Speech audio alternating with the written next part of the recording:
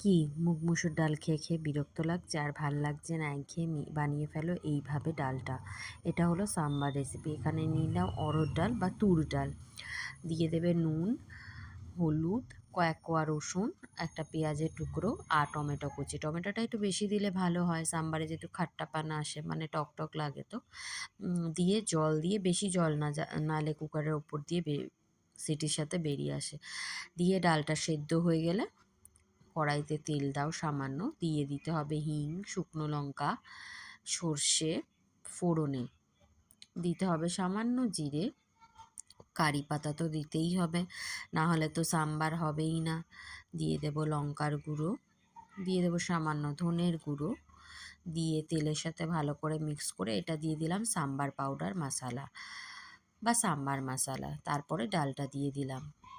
এরপর ভালো করে মিক্স করে আরেকটু জল ঢেলে দেবো, আর নুন কম থাকলে আরেকটু নুন দেব।